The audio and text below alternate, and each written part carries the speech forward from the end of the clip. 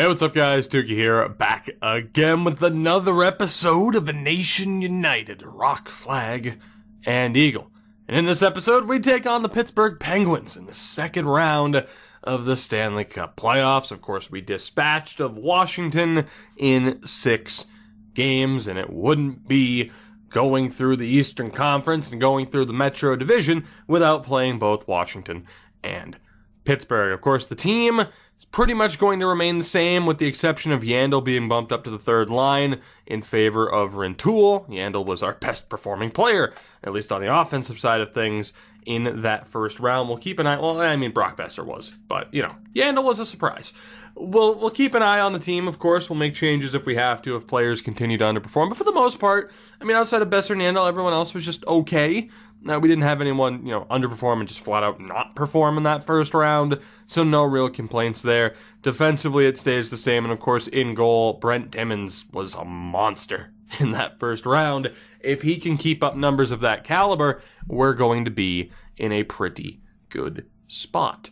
The question is, what do the Pittsburgh Penguins look like in April of 2026? How big of a challenge are we in for? And for the record, I don't know why I feel like throwing this out, but Wade Allison started off as a low top 6 forward, ended up being an 85. So once we have that roster editing spectacular out, don't be like, oh, low top 6s don't turn into anything. Wade Allison proved you wrong. Pittsburgh. Oh my Christ. Well, it's been a good run, folks. So who do you think we're going to get in the draft? Do you think the draft is going to be good for us? Maybe free agency, someone will be there.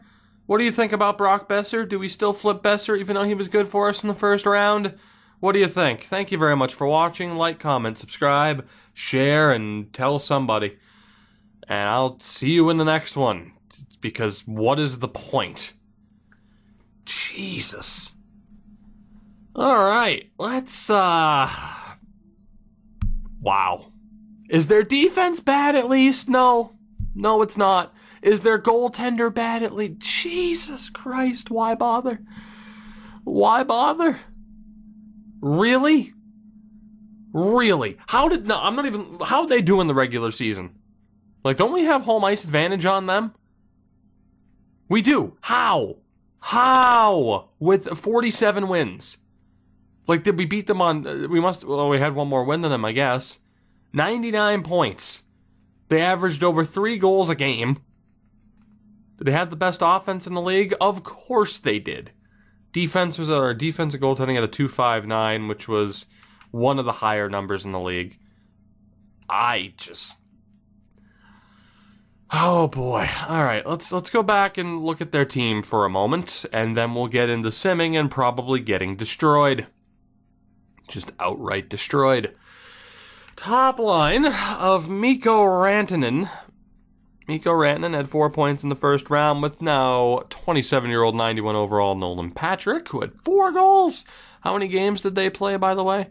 Don't tell me 4. 5. Okay, that's good. And, yeah. The face of the franchise, Jack Eichel. The face of our franchise, our number 1 pick in the fantasy draft. There he is. Oh, boy. Second line, Max Domi with Henry Forbes. Neat. Former number 1 pick in 2022. And Luke Cooperman, the Coops. Second overall pick the year before, had 6 points in the first round. That top 6 is ridiculous. Martin Nakash starts off the third line with Pavel Zacha and Quentin Byfield. The fourth line, Blade Jenkins. Good old Blade Jenkins with Logan Couture at 37 and Michael Eyssimont. I'm not, it's Frenchish. I'm not, you know me, I'm terrible with names. Defensively, Provorov and Doughty, Thomas Chabot and Essa Lindell, Josh Morrissey, and Bowen Byram. You know, I can't help but think that we're in just a tad bit of trouble. even if Drew Doughty's 36. The goaltender, 88 overall, Evan Fitzpatrick, was tremendous in the first round. Johansson is the backup, healthy scratch of Brian DeMoulin. That is the team that we're up against. What is there left to say? Really? What is there left to say? We know that we're in just a tad bit of trouble, right? Right. Let's hope that somehow, like, how is this not the Stanley Cup final matchup? How are there going to be better teams than this? It doesn't compute. I don't know what's left to say. There isn't anything left to say. Let's get this series underway. I'm a poet, didn't know it. I'm going to die a slow, painful death. Actually, never mind. It's going to be a quick, painful death. In this series, it's going to be bad. It's going to be bad. You know, that's fine. I'm confident, clearly.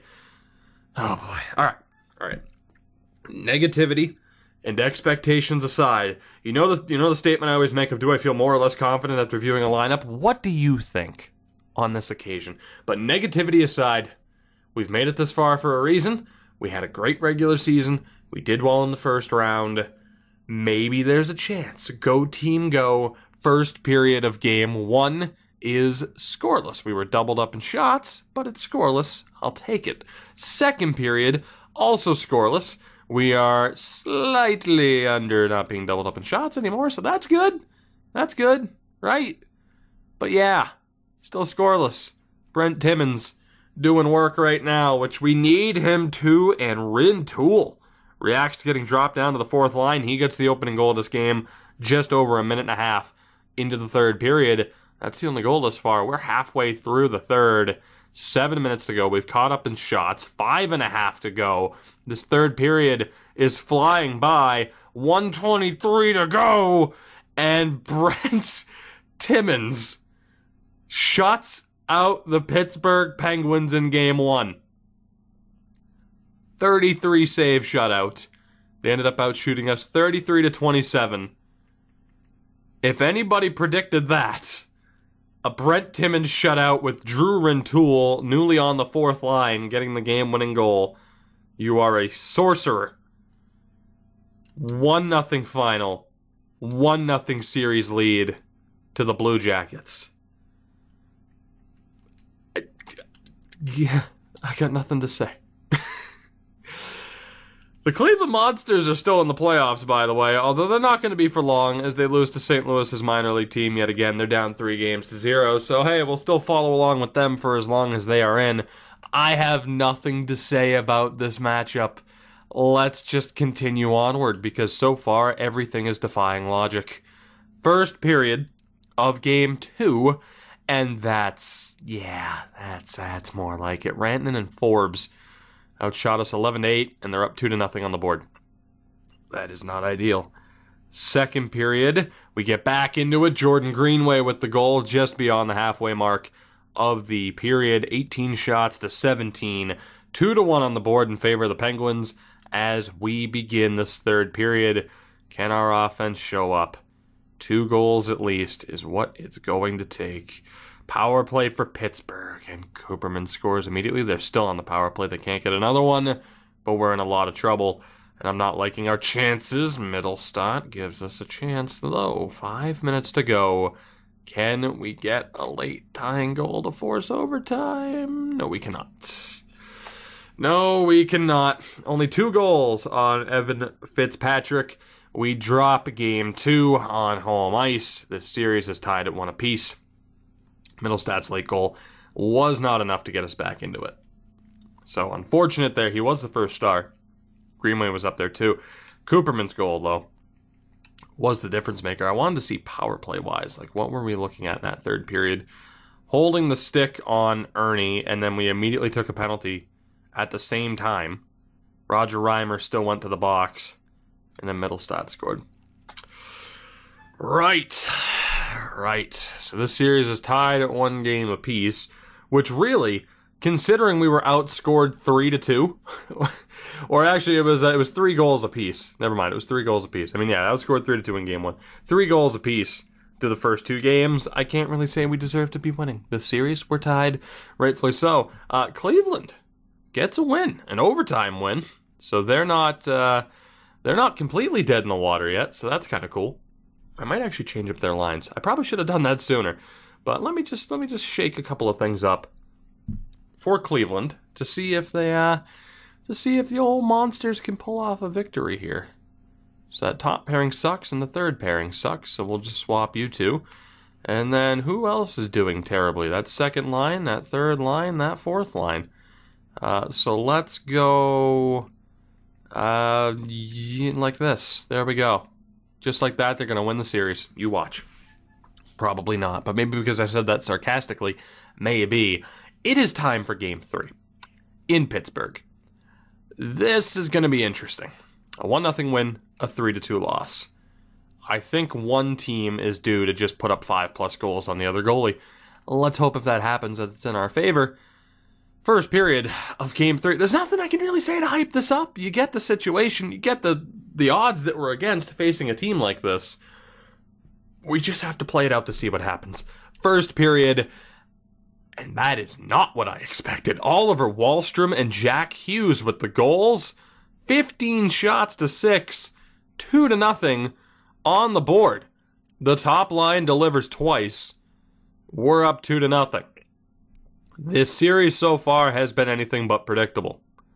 Second period, this series so far has been anything but predictable. Brady Tkachuk and Ryan Poehling make it 4. 24 shots to 18. Don't let this get to 5 goals, please, because the scripting comments will certainly follow. Power play. Can we get a goal? We cannot. But right now, Brent Timmins is looking unbeatable. It's another power play opportunity. We might have to look at changing up our power play. Under 5 minutes to go. Brent Timmins shuts out the Pittsburgh Penguins for the second time in 3 games. 31 saves shutout this time. 4-0 on the board. And the Blue Jackets take a 2-1 series lead. Wahlstrom and Hughes led the way. Tremendous stuff. Actually, we had a power play goal early on in the period. Wahlstrom's goal was on the power play. So, actually, we were pretty bad on the power play, all things considered. I might still look at changing that up. But what a way to win it. 2 shutouts now in 3 games. Can the Cleveland Monsters extend their season? They can. Back-to-back wins for them. It's now a 3-2 series lead for the St. Louis Notes. With that, let me go take a look at the power play unit. Charlie McAvoy has 8 points in 9 games. You absolute monster. So I'm going to take a swig of the old Arnold Palmer here really quick. Give me a second. Oh, it's delicious. Anyway, power play. So 4 points so far for Brady Tkachuk. Poehling's had a pretty quiet postseason. I feel like it's that second unit that needs to be spiced up a little bit. Rintoul hasn't done much either. So yeah, it is that second unit that needs to be changed up just a little bit. We normally wouldn't put Reimer or Ernie on the power play. I think I'm going to give Roger Reimer a chance on the power play yet again. So we'll take out Rintoul. And we'll bring in old Raj. We'll bump up Werenski. And then Poehling, Middlestat, Wahlstrom. I don't think I want to change anything there, though. I mean, although the fact that Wahlstrom probably deserves time on that top pairing. I'm going to bump up Middlestat. No, I said Middlestat. Thank you. And we'll play Poehling at center. So, there we go. A quick little change to the power play. We are up 2-1 in this series. It is time for Game 4. This is going to be interesting. Will it be a best of 3 from this point on? Or will we somehow take that commanding 3-1 series lead? And I think you can tell from the tone of my voice, I can't believe we have the lead in this series to begin with. We have a good team. I'd define Pittsburgh's as great. Yet here we are with the lead. First period of Game 4. Got choked up there for a second. 2-0. 11 shots to 7. Yandel and McAvoy. I'm sorry that I can't be, and look, I don't take shots at people who do this, but I'm sorry that I can't be more, stupidly optimistic, throwing chairs around, oh my god, just screaming at the top of my lungs at the fact that we're up 2-0 at the end of the first period. I want to be, but if you followed me along on NHL 18, you'll know that, if anything, my attitude is just constantly waiting for things to go wrong until they magically don't. And things have gone wrong for us in this series in the past. Right now, things are going okay, but I'm waiting for it. I'm waiting for it to crash. Yandel and McAvoy, we're up 2-0. Second period, Greenway and McAvoy, we're up 4-0. Yandel scored 3 minutes and 37 seconds in. McAvoy scored with 4:37 to go. Greenway scored 1:01 into the period, and then McAvoy just over 4 minutes, 4 minutes and 1 second. We're up 4-0 heading into the third period. Oh my god.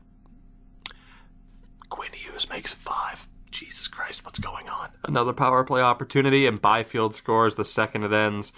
So no consecutive shutouts for... Oh my god, Charlie McAvoy with the hat trick. No consecutive shutouts for Timmins. He won't shut out Pittsburgh 3 out of 4 games, but he absolutely dominates the Penguins, as does the entire team. 6-1 final in Game 4. We take both games on the road.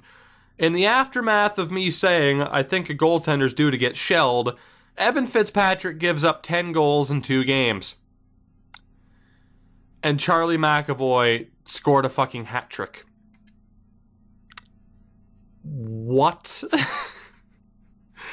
What the hell is going on right now? Oh my god. McAvoy's second goal was a power play goal. Just ridiculous. Absolutely ridiculous. Byfield scored 1 second after Nolan Patrick was out of the box. Quinn Hughes scored, assisted by brother Jack, and Brady Tkachuk just... What the hell is going on? We have ourselves a 3-1 series lead. Again, we went from having 3 goals each at the end of the first 2 games to now we're outscoring them 13-4 in this series. Wow. Game 6, Cleveland and St. Louis. Can Cleveland force Game 7? Oh my god, they can. The Monsters are 1 game away from completing the reverse sweep. As we go to Game 5 against the Penguins. Nothing to say, no changes to make, no extra hype needed. We know what's on the line here. Can we get the job done? First period, not ideal, but Mittelstadt's late goal helps. Eichel scores, as does Logan Couture. Mittelstadt gets us back into it. They put up 20 shots in the first period. 20 shots to 10. 30 shots alone in that first period. That's insane. Second period, Trent Frederick ties it. 54 shots combined through 2 periods. Defense? What is defense?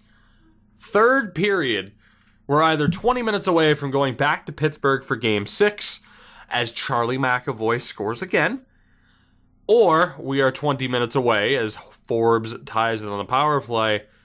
We're either 20 minutes away from going back to Pittsburgh for Game 6 or punching our ticket to the Eastern Conference Final. 4:07 to go in regulation, and Bowen Byram scores with 1:59 to go to win it. The Penguins are not done yet. 48 shots to 30. Our defense said, meh, we got Timmins, we're fine. Not quite. The Penguins aren't done just yet. Bowen Byram, the first star, with that game-winning goal. Unfortunately, we have to go back to Pittsburgh now. Granted, we haven't lost there, but still. And that brings us to Game 7 between the St. Louis Notes and the Cleveland Monsters. We're going to jump into this. Can the Monsters move on to round 3 and complete the reverse sweep? First period, Steve Spinner? I'm going to go with Steve. I don't remember. Scores just before the halfway mark of the first period. We're up 1-0. Second period, Foley made it 2. Boynton gets them back to within 1. Third period, can the Monsters complete the reverse sweep to embarrass the Notes and move on to the conference final. They're under 11 minutes away from doing so. Come on, Wolf. Hold on. Power play for the Notes. It's killed off. 5 minutes left. The Cleveland Monsters have completed the reverse sweep to move on to the conference final. Dustin Wolf, you beautiful person. Oh my God. Game 6. I can't say anything about anything until both series are over and we know what happens next. Game 6. Let's do this. First period here in Pittsburgh, and Oliver Wahlstrom gets the opening goal, the only goal of the first period, 10 shots to 8 in their favor. Second period, Nolan Patrick ties it. 19 shots to 16, tied at 1 on the board as we jump into the third period. We're either 20 minutes away from going to the conference final or going back home for Game 7. Thomas Chabot and then Forbes. Can we not? Power play, 5-on-3. If we don't score, it's over. It's over. We are going to Game 7. So we see a reverse sweep in the AHL, and now we have let a 3-1 lead slip away from us, and we're going to Game 7. This perfectly sums up, yet again, why I don't get too overexcited and over-exaggerated with my reactions until I know for sure what the end result is, because this game loves messing with my head more than any other game I've ever played. Cleveland has their game 1 against Bakersfield. I guess to sum it up, holy shit, the Cleveland Monsters just reverse swept the team, which is insane. So that's amazing. But just damn. I mean, that's all I have to say about that. What is there to say about a reverse sweep? As a Bruins fan, I know what it's like to be on the bad end of that. It's nice to be on the better end of it this time with the Cleveland Monsters. Although they also took Game 1 against Bakersfield. I thought they dropped it. They did not. As far as the Pittsburgh series goes, you could kind of tell that I expected us to lose. And now here we are, having blown a 3-1 lead and going to Game 7. And I'm not really sure how I'm supposed to feel. I'm obviously quite nervous and scared because, I mean, yeah, we should win this. We should have won it already. But to be outscored 7-4 over the last 2 games is anything but ideal. Our team has what it takes to win. It's just whether or not we do. So let's get this going, shall we? This is... I've kind of... Let's just do it. First period. And we have the opening goal. It's Oliver Wahlstrom. We only had 4 shots that period, but we got the goal. That's huge for us. Second period, Besser and Wahlstrom again. It is 3-0, despite us being outshot 24-15. We are 20 minutes away from the conference final, or from the ultimate heartbreak as Besser gets his second of the night to make it 4. Paling makes it 5, and I think I can say with certainty, we are safe. Thomas Chabot, kick rocks. We're safe. I talked about it earlier this episode, how I was just a tad bit concerned at what might happen, and how you can't be too excited about anything in this game until it's certain. Thankfully, it happened. We had 3 chances to close out this series. It took us until that 3rd chance, but we did it. And somehow, some way, we have beaten that Penguins team Thank God. 5-1 final in Game 7. Brent Timmins is the man. What an effort from him. 2 goals apiece from Besser and Wahlstrom. Does this complete Besser's validation run? I don't know. But as I make a jump cut that I stealthily try to edit because I had to blow my nose, insert 2BC jokes here, and hey, it is what it is. You try talking for 20 plus minutes in a hot room without getting a runny nose. It's gonna happen. It just does. And it sucks. But it happens. You know what else happens? The Columbus Blue Jackets go to the conference final. That's what happens. That was a terrible segue. Terrible. But it was factual. And that's what matters. As what a second round for this organization as we slay the Dragon, or the Penguin, known as Pittsburgh. And again, somehow the Cleveland Monsters come back from 3-0 down. They complete the reverse sweep of the St. Louis Notes. And now they have a 1-0 series lead against the Bakersfield Condors. And we will be playing the Boston Bruins in the conference final. I didn't think that series was already over. Nashville, Edmonton, Boston, and Columbus, they have home ice advantage. 1 more win than us in the regular season. We'll take a look at their lineup in the next episode, of course, but taking a look here at our team and what we've accomplished so far. 9 points in 13 games for Brady Tkachuk, 11 points for Jack Hughes, 8 points for Oliver Wahlstrom. He really showed up in that Game 7 when we needed him. Tkachuk's shooting percentage lower than you'd expect. Hughes' shooting percentage much lower than you would have expected, and Wahlstrom's as well. Jordan Greenway, very good shooting percentage so far, 4 points. As the trigger's not working, Mittelstadt has 8 points. His shooting percentage is incredibly low. And Brock Besser, 10 points in 13 games. We were going to trade him. We didn't. I don't know. Has Brock Besser's redemption tour, has this been enough? We'll see, because we don't know when our season's over. Third line, Rodney Parks, 4 assists, the 4 points for Paling, and the 7 points for Yandel. So a little bit disappointed in Paling. You could maybe argue taking Parks off at that line for someone on the 4th line. Adrian Redmond has 3 points, 2 points for Frederick, and the 4 points for Rintoul. So there was a little bit of room to change up the bottom 6 if we wanted to. And then defensively, 9 points and a plus 12 for Werenski. Charlie frickin' McAvoy, 12 points in 13 games, a plus 11. Unbelievable. Unbelievable. 4 points for Hughes, 2 points for Reimer. No points for Pitt, but a plus 3. No points for Ernie, but a plus 1. And goaltending-wise, Brent Timmins. Oh my God. 8 wins, 13 appearances, a .951 save percentage, a .151 goals against average, with 2 shutouts. If Brent Timmins keeps playing like this, I don't see how we don't have an opportunity to go all the way.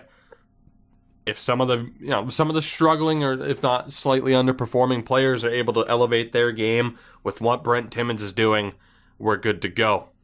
But we're only halfway there, and standing in our way is a very, very game Boston Bruins squad. We'll see the team in the next episode. That will do it for this one.